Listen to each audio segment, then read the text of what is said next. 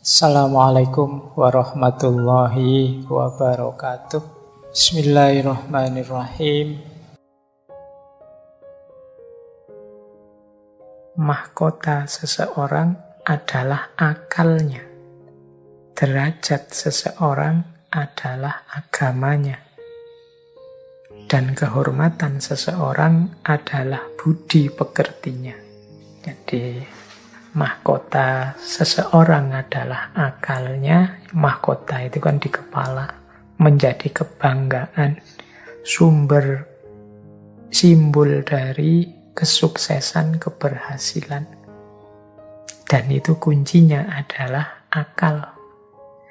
Jadi kalau kita serius mendayagunakan akal, memanfaatkan anugerah Allah dalam bentuk akal budi, insya Allah hidup kita akan sukses, jaya, berhasil.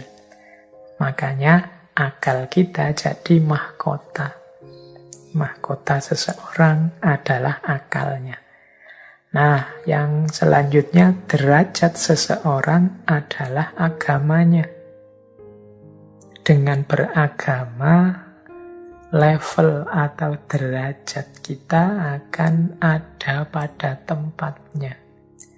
Beragama itu kan memposisikan diri kita sesuai dengan tuntunannya Allah.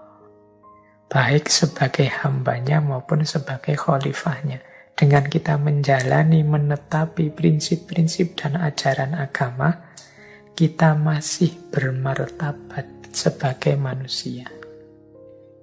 Jadi berarti hidup kita hidup yang punya orientasi, hidup yang tidak asal-asalan, hidup yang punya pedoman dan rujukan. Ini menjaga kita ada di level martabat kita sebagai makhluk Allah yang paling disayang, paling diistimewakan. Jadi ini makanya istilahnya derajat kita, tingkat dan posisi kita. Kalau kita meninggalkan agama, ya kita akan jatuh pada derajat yang rendah. Kalau Al-Quran menyebutnya asfala safilin. Level kita anjlok. Baik, ini nasihat dari Khalifah Umar. Dan kehormatan kita adalah budi pekerti, akhlak. Orang yang tidak berakhlak, ya berarti dia kehilangan kehormatan dirinya. Orang yang tidak berakhlak itu orang yang tidak menjaga martabat kemanusiaannya. Jadi ini sudah sering di banyak sesi kita menjelaskan pentingnya akhlak, pentingnya budi pekerti. Semoga teman-teman tidak lupa dan secara serius masih berkomitmen untuk senantiasa menghidupkan akhlak dalam keseharian kita. Nah, tentang akhlak ini beliau juga punya nasihat yang bagus. Kata beliau, ajaklah seseorang kepada Islam meskipun tanpa melalui kata-kata. Kemudian sahabat-sahabat beliau bertanya, bagaimana caranya? Khalifah Umar menjawab, dengan akhlakmu. Jadi, mari kita membuat orang tertarik, membuat orang terkesan, membuat orang sadar tentang benarnya dan baiknya ajaran Islam melalui perilaku dan tindakan kita, melalui akhlak kita.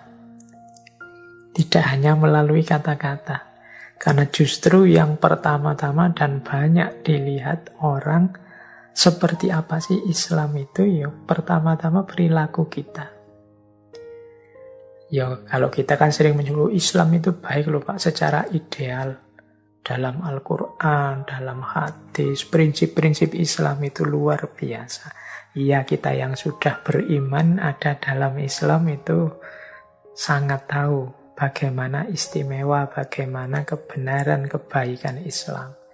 Tapi orang yang di luar Islam tentunya untuk membuat mereka percaya bahwa Islam itu kebenaran, kebaikan, keindahan, rahmatan lil alamin, yang dilihatkan perilaku kita sehari-hari, kelakuan kita sehari-hari, kata-kata kita, perbuatan kita, tindak tanduk kita, itu kan yang mereka lihat. Sehingga mereka menyimpulkan, oh Islam itu begini, Islam itu begitu. Lah mereka belum beriman, belum percaya, tidak mungkin mereka terus kok membuka Quran, apalagi membaca kitab hadis. Ya nanti kalau sudah beriman, mereka membuka Quran, baca hadis. Tapi ketika mereka belum beriman itu kan yang pertama-tama dilihat ya kelakuan kita, perbuatan kita. Jadi mari kita mengajak seseorang ke dalam Islam dengan akhlak, dengan tingkah laku, dengan perbuatan. Tidak hanya lewat kata-kata. Ya meskipun kadang-kadang penjelasan kata-kata itu perlu, tapi pasti lebih menyentuh, lebih membuka mata orang kalau itu kita hidupkan dalam perilaku kita sehari-hari. Banyak kisah-kisah sahabat, banyak kisah-kisah zaman dulu para salafus soleh, yang perilaku mereka membuat orang tertarik untuk datang dan masuk Islam. Jadi ini pelajaran dari Khalifah Umar, juga untuk kita semua, bahwa kita ini yang muslim, meskipun statusnya bukan da'i, bukan mubaligh, tapi kelakuan kita, perilaku kita, keberagamaan kita, hakikatnya akan mempromosikan, akan menunjukkan pada orang lain seperti apa itu Islam. Baik, ini mungkin jadi kesadaran kita semua ya. Jangan sampai kita yang jadi hijabnya Islam. Ada satu kalimat yang populer sekali dari Muhammad Abduh, seorang pembaharu dari Mesir yang insya Allah teman-teman kenal karena pernah kita kaji di satu sesi ngaji filsafat kita. Beliau menyatakan al-Islamu mahjubun bil muslimin. Jadi al-Islamu mahjubun bil muslimin itu maksudnya kehebatan, keindahan, kebenaran Islam itu tertutupi oleh perilaku umat Islam. Islam tertutup oleh umat Islam. Jadi kelakuan-kelakuan kita yang tidak mencerminkan keutamaan-keutamaan Islam, itu pada akhirnya hanya akan membuat orang di luar Islam tidak paham tentang Islam. Kitalah yang menghalangi mereka sehingga mereka tidak bisa memahami secara pas tentang apa itu Islam, kebenaran dan keindahannya. Maka Muhammad Abduh kemudian menyatakan al-Islamu mahjubun bil muslimin. Semoga tidak begitu ya. Semoga sedikit-sedikit, meskipun saya bilang tadi kita ini bukan ulama, bukan da'i, bukan mubaligh, mari kita berusaha semampu mungkin untuk hidup secara terpuji, bermartabat, menghidupkan keutamaan-keutamaan sesuai dengan yang dituntunkan oleh agama. Sehingga nanti orang melihat kita bisa paham bahwa oh itulah kebenaran, keindahan, keutamaan Islam. Jangan sampai sebaliknya.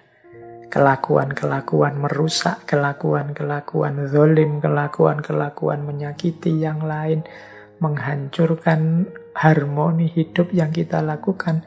Khawatirnya nanti orang salah paham terhadap Islam gara-gara kelakuan kita.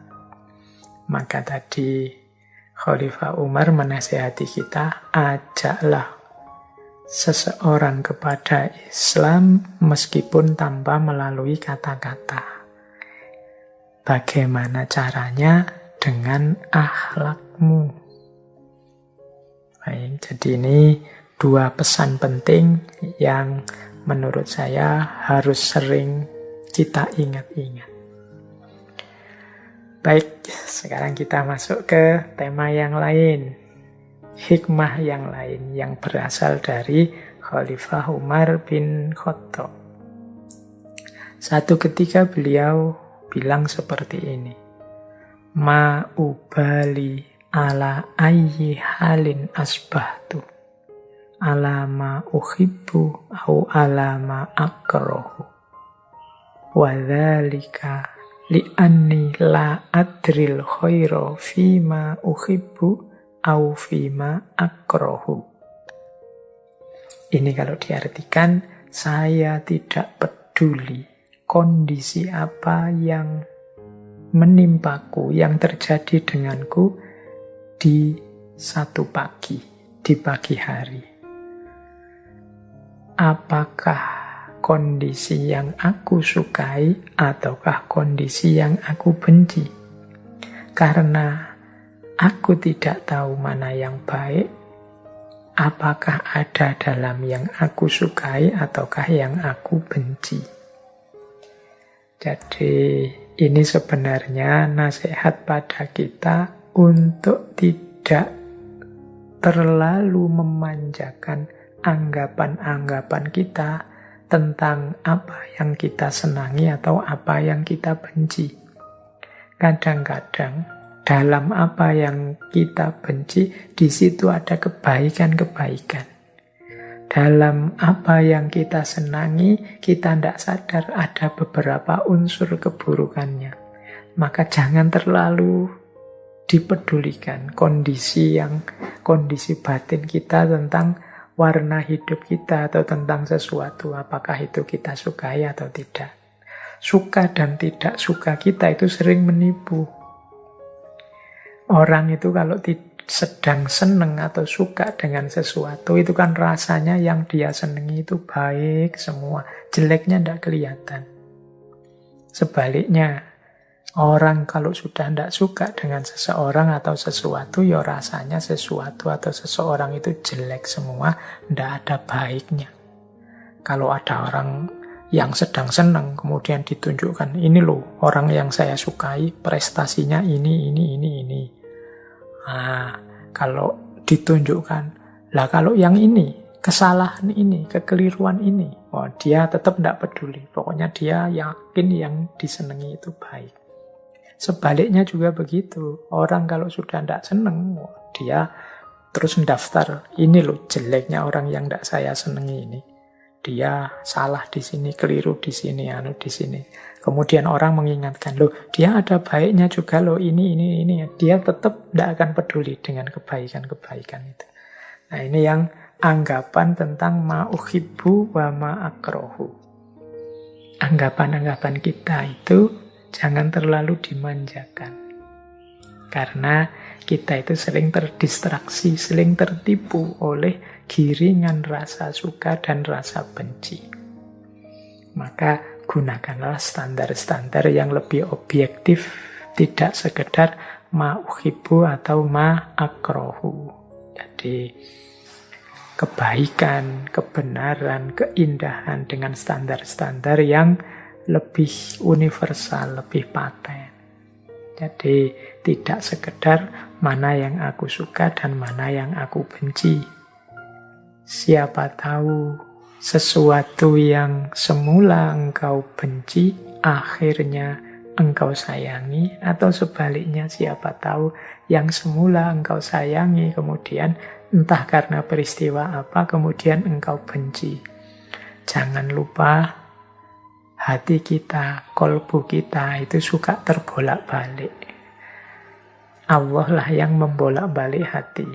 Jadi jangan sampai kebencian kita yang berlebihan, kemudian justru hati kita kemudian dibalik oleh Allah. Setelah itu lahir cinta, lahir suka, atau sebaliknya. Jadi makanya jangan mudah terdistraksi oleh rasa ini. Baik, jadi itu kearifan yang pertama, pelajaran dari Khalifah Umar untuk kita tidak tertipu oleh kesukaan atau kebencian kita terhadap sesuatu.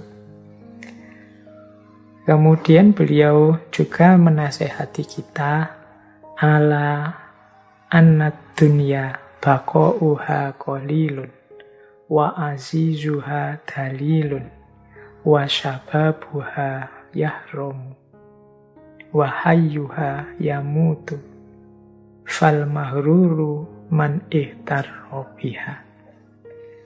Ketahuilah sesungguhnya dunia itu baqauha qalilun, umurnya pendek.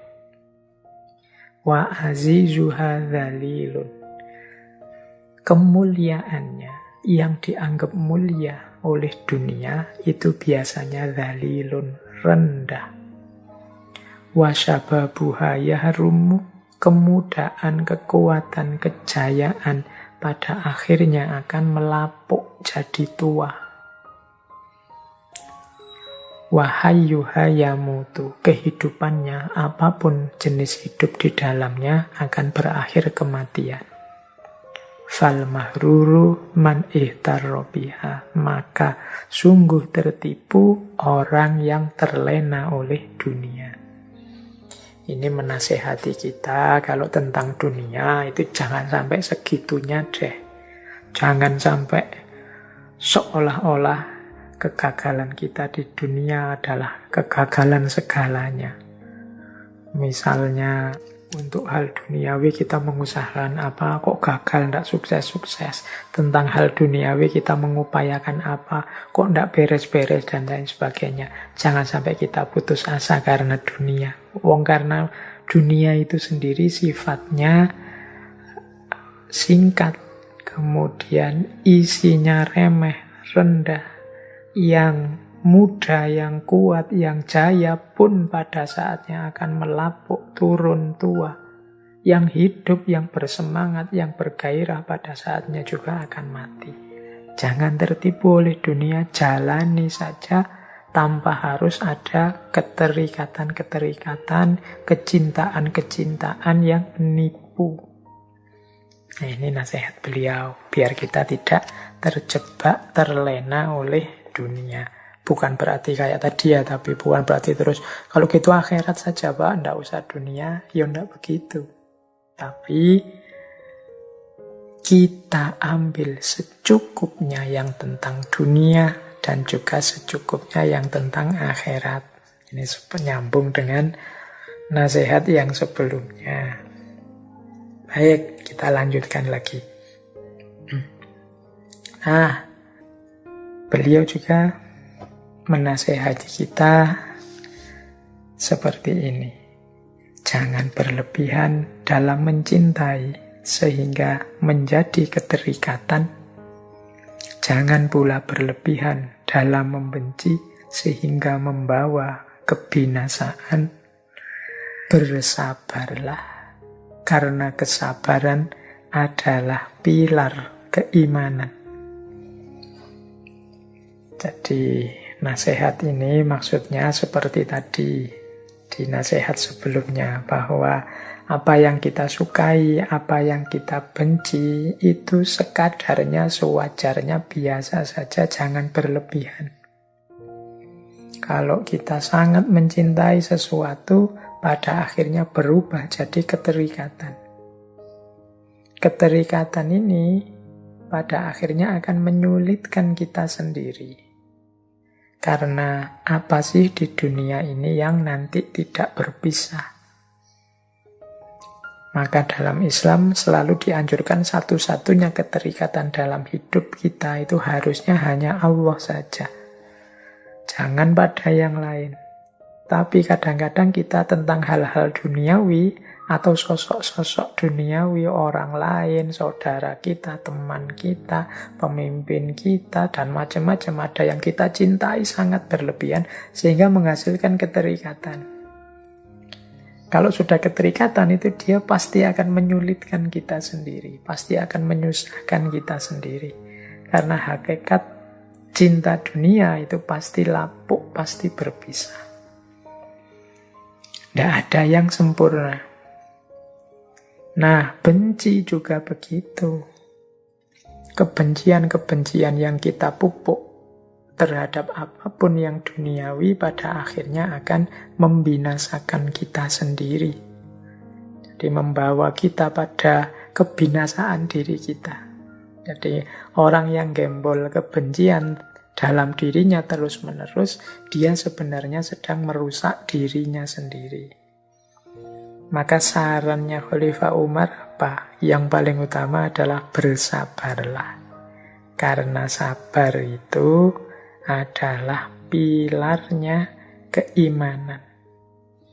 Jadi ya memang kadang-kadang kita hidup ini harus menahan godaan cinta yang meluap-luap untuk tidak jadi keterikatan. Kadang-kadang juga kita harus melawan dorongan untuk membenci yang menghentak-hentak sehingga membuat kita sendiri tidak tenang hidupnya. Kita gemes luar biasa, kita jengkel luar biasa, ingin segera menghancurkan yang kita benci. Dan kita tidak sadar sebenarnya kita sedang menghancurkan kita sendiri. Maka perjuangan kita adalah perjuangan dalam kesabaran. Untuk kita tidak berlebihan mencintai dan tidak berlebihan membenci. Dan kesabaran ini sendiri adalah pilarnya keimanan. Jadi ini kearifan yang diajarkan oleh Khalifah Umar bin Khattab. Jangan berlebihan mencintai, jangan berlebihan membenci. Kemudian beliau juga menasehati kita, tidak ada rasa bersalah yang dapat mengubah masa lalu dan tidak ada kekhawatiran yang dapat mengubah masa depan. Jadi ini peringatan untuk kita agar yang pertama tidak putus asa. Biasanya kita dalam hidup ini kan karena kesalahan-kesalahan di masa lalu, kita terus dikejar-kejar rasa bersalah sampai akhirnya kita putus asa dalam melanjutkan hidup kita selanjutnya. Atau kita khawatir terus tentang masa depan. Ini Pak, saya sudah lulus kuliah, tapi nanti mau apa selanjutnya, bagaimana situasinya, kok seperti ini terus, dan lain sebagainya. Maka jangan sampai rasa bersalah kita terhadap masa lalu membawa kita kepada keputusasaan. Karena seperti apapun rasa bersalah kita tidak akan dapat mengubah masa lalu, wong itu sudah terjadi. Juga jangan sampai kekhawatiran terhadap masa depan membuat kita juga putus asa. Karena kekhawatiran itu tidak akan mengubah masa depan. Sepenuhnya masa depan itu hak prerogatifnya Allah, nanti isinya apa. Jadi ini kearifan yang diajarkan oleh Khalifah Umar. Jadi jangan hidup itu diburu-buru rasa bersalah atau diburu-buru rasa khawatir. Baik teman-teman, ini sudah agak panjang saya menyampaikan berbagai hal tentang tokoh besar penakluk kita malam hari ini, Khalifah Umar bin Khattab. Sebagai penutup, mungkin juga teman-teman sudah mendengar bahwa ternyata akhir hidup Khalifah Umar bin Khattab ini, beliau terbunuh di tangan seorang budak Majusi yang bernama Abu Lu'lu'ah. Ada riwayat yang menyatakan beliau ini budaknya Mughirah bin Syu'bah, yang nama aslinya adalah Fairuz al-Farisi. Jadi Khalifah Umar ini tewas terbunuh pada tanggal 26 Hijriah di Masjid Nabawi saat beliau mengimami sholat subuh. Tapi sebenarnya unik, beliau ini